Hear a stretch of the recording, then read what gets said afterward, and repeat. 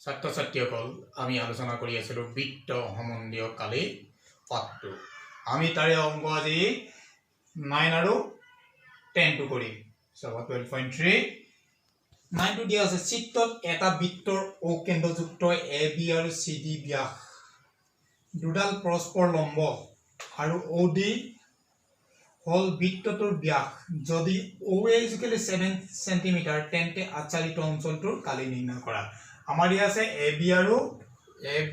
আৰু CD AB আৰু CD দুডাল ব্যাস কেন্দ্ৰৰ মাজে গৈছে কেন্দ্ৰটো O OD হল কৈছে যে OD হল বৃত্তটোৰ ব্যাস OD এলা সৰু বৃত্তটোৰ আমাৰ ব্যাস এটো OD ডাল গটিকে কি দিয়া আছে আৰু যদি দিয়া আছে OA 7 cm এটা যদি 7 cm হয় এটো 7 হ'ব এটো 7 হ'ব এটো 7 হ'ব টোটাল ব্যাসাৰ্ধ গটিকে OA 7 দিয়া আছে গটিকে OC OB আৰু OD কিমান হ'ব 7 cm হ'ব তেনে আমাৰ আচ্ছাদিত অঞ্চলটোৰ কালি আমি এটো কালিটো কেনেকৈ উলিয়াম এই অংশটো কালিটো উলিয়াবলৈ কৈছে এইটো কালি আৰু এটো কালি উলিয়াবলৈ আচ্ছাদিত অঞ্চল এইটো কালিটো উলিয়াবলৈ আমি কেনেকৈ কৰিম তেতিয়া এটো 7 দিয়া আছে এটো 7 এটো যেটো সৰু এটা বৃত্ত দিয়া আছে এডাল 7 হলে এডাল ব্যাস হৈ যাব ব্যাসাৰ্ধ উলিয়াই দাও সৰু বৃত্তটোৰ আমাৰ এই বৃত্তটোৰ আমি কালিটো উলিয়াই এটো এটা যেটো অৰ্ধবৃত্ত হৈ আছে অৰ্ধবৃত্তটোৰ কালিটো উলিয়াই আমি কি কৰিম তাৰপৰ ত্ৰিভুজৰ কালিটো মাইনাস কৰিলে আমাৰ এই ডখৰ আৰু এই ডখৰ কালিটো আমাৰ কি হৈ যাব ওলাই যাব গটিকে আমি কি কৰিম প্ৰথমতে চোৱা তোমালোকে ইয়াত OA 7 cm দিয়া আছে OA 7 cm মই কৈছো প্ৰত্যেকটা যেটো ব্যাসাৰ্ধ সমান গটিকে AB কিমান হ'ব আমাৰ AB ডাল কিমান হ'ব এডালো 7 গটিকে 7 + 7 14 cm সৰু বৃত্তটো মানে আমি সৰু বৃত্ত বুলি লিখিছো ডাঙৰ বৃত্ত এটা সৰু বৃত্ত বা এটো আমি এনেকেও লিখিব পাৰো যে OD ব্যাসৰ বোলে OD ব্যাসৰ বৃত্তটো এটো ক'ব পাৰো ব্যাসাৰ্ধটো আমি r ধৰিলে কিমান হ'ব ইয়া যেটো এটা 7 আছে ব্যাসাৰ্ধ 7/2 cm এটো হৈ গল এতিয়া আমাৰ উলিয়াবলৈ কৈছে কি আচ্ছাদিত অঞ্চলটো কালি আমি লিখিলো যে আচ্ছাদিত অঞ্চলটো কালি আমি কি কৰিম যে OD ব্যাসৰ যেটো OD ব্যাস আছে এটো OD ব্যাসৰ যেটো বৃত্ত এটো বৃত্তটো OD ব্যাসৰ বৃত্তৰ কালি প্লাস AB ব্যাসৰ AB এৰ ব্যাস এটো যেটো অৰ্ধবৃত্ত আছে অৰ্ধবৃত্তটোৰ আমি কি কৰিম কালিটো উলিয়াই কি কৰিম তাৰ পৰা এই ত্ৰিভুজৰ কালিটো উলিয়াই আমি কি কৰি দিম মাইনাস কৰি দিম এটা হেতুই আমাৰ অংকটো হ'ব দেলে OD ব্যাসৰ বৃত্তৰ কালি আমি জানো পাইৰ স্কয়াৰ আমি বহাই দিম পাই ইনটু যেটো OD আমাৰ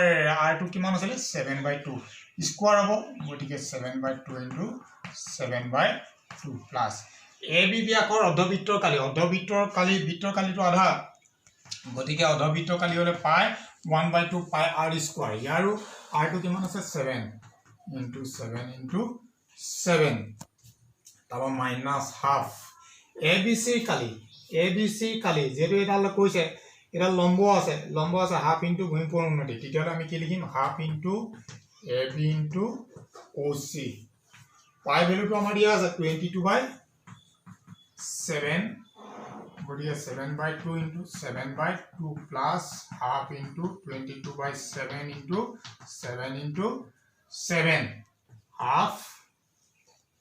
AB কিমান আছিল আমাৰ AB আছিল 14 OC ডাল কিমান 7 cancelling goal 7 2 cancelling eto cancel 7 cancel গটিকে ইয়াত পালো আমি 77/2 প্লাস ইয়াত পালো আমি 77 ইয়াত পালো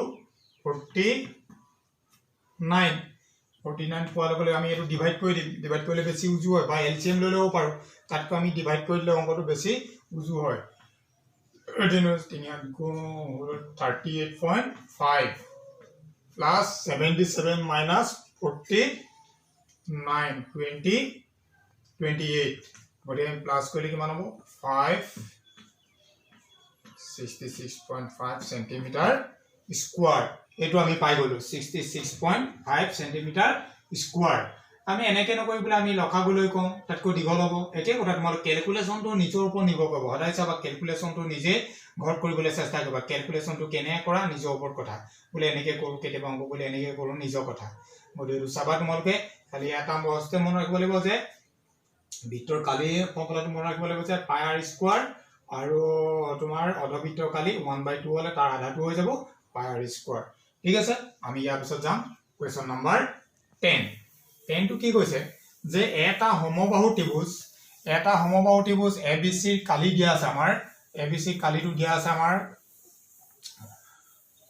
17320.5 সেন্টিমিটাৰ স্কয়াৰ আৰু ত্ৰিভুজটোৰ প্ৰতিটো শিখৰবিন্দু কেন্দ্ৰ হিচাপে লৈ ত্ৰিভুজটোৰ বাহু দৈৰ্ঘ্য আধাৰ সমান ব্যাসাৰ্ধ লৈ একোটা বৃত্ত অঁকা হ'ল আৰু আচ্ছাদিত অঞ্চলটোৰ কালি নিৰ্ণয় কৰা ইয়াত পাই মানটো দিয়া আছে তোমালোকৰ 3.14 ৰুট 3 মানটো 1.73205 তাত বহাব লাগিব এটা চিত্ৰত দিয়া আছে চিত্ৰ কি দিয়া আছে তোমালোকৰ কিতাপত দিয়া আছে চিত্ৰ তিনটা কল দিয়া আছে তোমালোকৰ এই তিনটা বৃত্ত দিয়া আছে তিনটা সাৰ্কেল দিয়া আছে কেন্দ্ৰকিটা লৈ যিকিটা কেন্দ্ৰ থাকিব কেন্দ্ৰকিটা লৈ বিনে এটা কি ত্ৰিভুজ গঠন কৰে বুলি কৈছে ABC এটা সমবাহু ত্ৰিভুজ বুলি কৈছে যে এটা সমবাহু ত্ৰিভুজ ABC কালি ইয়াৰ কালিটো কমপ্লিট দিয়া আছে আমাৰ আৰু তাবা ত্ৰিভুজটোৰ প্ৰতিটো শিখৰবিন্দু কেন্দ্ৰ প্ৰতিটো শিখৰবিন্দুৱে আমাৰ কি হৈছে ইয়াৰ বৃত্ত তিনটাৰ কেন্দ্ৰ এনে ত্ৰিভুজটো বাহু দৈৰ্ঘ্য আধাৰ সমান ত্ৰিভুজটো যিমান বাহু দৈৰ্ঘ্য আছে তাৰ আধা সমান ব্যাসাৰ্ধটো আধা বাহু দৈৰ্ঘ্য কিমান হয় আমি এটো উলিয়াই ল'ব লাগিব আৰু তাৰ আধাটোই হ'ব আমাৰ কি এটা বৃত্তৰ সৰু এই বৃত্তকিটাৰ ব্যাসাৰ্ধ হ'ব গতিকে এটো কি হ'ব আমি অংকটো কৰি যাম এটা আমাৰ দিয়া আছে সমবাহু ত্ৰিভুজটো কালি দিয়া আছে আমাৰ সমবাহু ত্ৰিভুজটোৰ কালি সমবাহু ত্ৰিভুজৰ কালিটো আমি জানোৱে দিয়াও আছে 17320.5 আৰু সমবাহু ত্ৰিভুজৰ কালিটো আমি আগত পাইছো কৈ আহিছো তোমালোকে কি আছিল ৰুট 3/4 বাহু স্কয়াৰ ইকুৱেল টু 17320.5 বা আমি বাহুটো যদি আমি নিৰ্দিষ্টকে বাহু নিলিখি আমি তোমালোকে ধৰি লব পাৰা এই বাহুডাল যদি A বুলি ধৰি লওঁ বা B যিকোনো এলফাবেট ধৰি লব পাৰো তেতিয়া আমি এটো বাহুটো টাইপ বুলে A স্কয়াৰ আমি এই ধৰণে কৰিব পাৰো ইয়াত ধৰা নাই যেটো মই এই ধৰণে লিখি যাম গতিকে আমাৰ কিমান পালো আমি এটো হৈ গল বাহু স্কয়াৰ হোৱাৰ লগে লগে আমাৰ বাহুটো উলিয়াব লাগিব বাহু স্কয়াৰ ইকুৱেল টু 17320.5 যেটো 4 টো এটা আমাৰ ডিভাইড আছে এফালে গলে multiply আৰু ৰুট 3 ভ্যালুটো দিয়া আছে তোমালোকৰ ৰুট 3 ভ্যালুটো দিয়া আছে 1.7320.5 ইয়াত পইণ্টটো ইয়াত আছে এটো পইণ্টত ইয়াত আছে আমি এটা পইণ্টটো অতৰাই লম গতিকে 17320.5 পইণ্টৰ পিছত এটা অন্য আছে 0 গতিকে এটো আছিল আমাৰ 4 আৰু এটো কিমান আছে 17320.5 1 2 3 4 5 গতিকে আমাৰ পাঁচটা 0 লগাই দিলে হৈ গল এটা আমি ক্যান্সেলিং কৰিম যেটো ইকুৱেল হৈ আছে ক্যান্সেলিং যাব কিমান পালো আমি 4000 বাহু স্কয়াৰ গতিকে আমি কিমান লিখিলো এটো বাহু ইকুৱেল আমি প্লাস মাইনাস দিব লাগিব গতিকে কিমান পালো আমি ৰুট ওভাৰ দিলো স্কয়াৰ ৰুট অফ 200 এটো বাহু দৈৰ্ঘ্য ঋণাত্মক নহয় গতিকে নাইলো বাহু কিমান পালো আমি সেন্টিমিটাৰ বাহুটো কিমান পালো আমি সমবাহু ত্ৰিভুজৰ বাহু দৈৰ্ঘ্য কিমান পালো 200 সেন্টিমিটাৰ আমি এটো লিখিব পাৰো যে সমবাহু ত্ৰিভুজৰ বাহু দৈৰ্ঘ্য কিমান 200 সেন্টিমিটাৰ যেটো আমি প্ৰত্যেকডাল বাহুৱে সমবাহু ত্ৰিভুজ প্ৰত্যেকডাল বাহু সমান গতিকে আমি কি লিখিম যে AB সমান BC equal to AC equal to 200 centimetre প্ৰত্যেকডাল বাহু সমান আমি এটা লিখি লব পাৰো নিলিখিলে চলি যায় কি আমি AB BC আৰু AC ইকুৱেল 200 cm এতিয়া আমি বৃত্তৰ কি উলিয়াব লাগিব ইয়াৰ পিছত আমাৰ বৃত্তৰ যেটো কৈছে কোৱেশ্চনটো কৈছে যে আমাৰ উলিয়াব লাগে এই ৰসকালিটো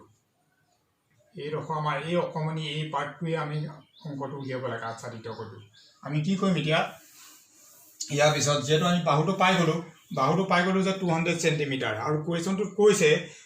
অলে যে বৃত্তৰ ব্যাসাৰ্ধ কি হয় বুলি কৈছে বৃত্তৰ ব্যাসাৰ্ধ যি এই ত্ৰিভুজটোৰ আধাৰটোৱে হ'ব বৃত্তৰ ব্যাসাৰ্ধ গতিকে আমি লিখিম যে বৃত্তৰ ব্যাসাৰ্ধ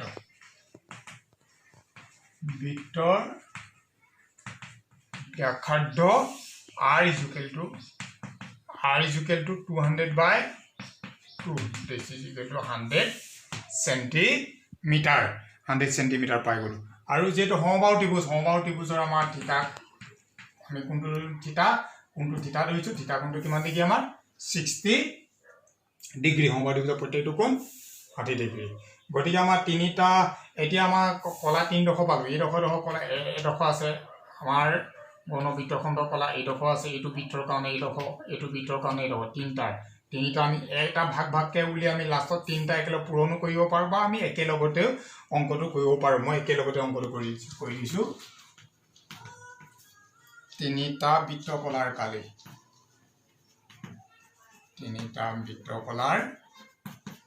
তিন ডখ আছে তিনটা বৃত্তকলাৰ কালি 3 ইনটু আমি জানো এই ফৰ্মুলাটো পাইছো θ/360 degree into pi r square 3 into θ মান ভ্যালুটো দিয়া আছে 60 360 into pi mantu amar ase 3.14 aro mantu amar jehetu ase 100 duta this is 6 cancelling jabo 250 gotike ami 3.14 aro 50 into 100 ami multiply koribo lage 15700.00 কোন কৈছা বা তোমালোকে এটো গতি আমাৰ যেটো পইণ্ট অফ ভিউ 0 কাম নাই গতিকে 15700 সেন্টিমিটাৰ স্কয়াৰ আমি তিন ডখ পালো এইটো পাৰ্ট পালো তিনটা পাৰ্ট পালো এটা কথা হল কি আমাৰ এই পাৰ্টটোহে উলিয়াবলৈ কৈছে আমি ত্ৰিভুজৰ কালিটো পা এই পাৰ্ট কিটা আমি কি কৰিম মাইনাস কৰিলে এই অংকটো পাই যাম আচ্ছাদিত অঞ্চলটো কালিটো পাই যাম গতিকে আমি এটো পাই গলো এটাকে লিখিম আচ্ছাদিত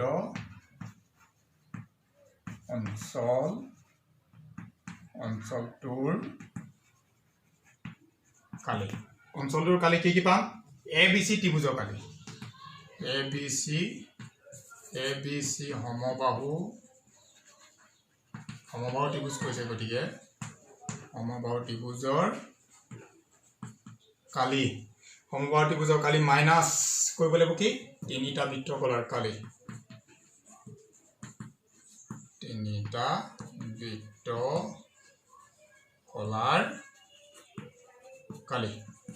এটা কিমান পালো আমি ABC সমবাহু ত্ৰিভুজৰ কালিটো আমি পাইছিলো কিমান পাইছিলো 17320.5 এটো আছিল আমি পাইছিলো উলিয়াইছিলো এটো দিয়া আছে এটো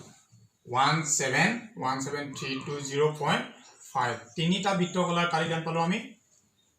15700 গতি মাইনাস কৰিলে কিমান পাম আমি 162.05 সেন্টিমিটাৰ স্কয়াৰ এটো পালো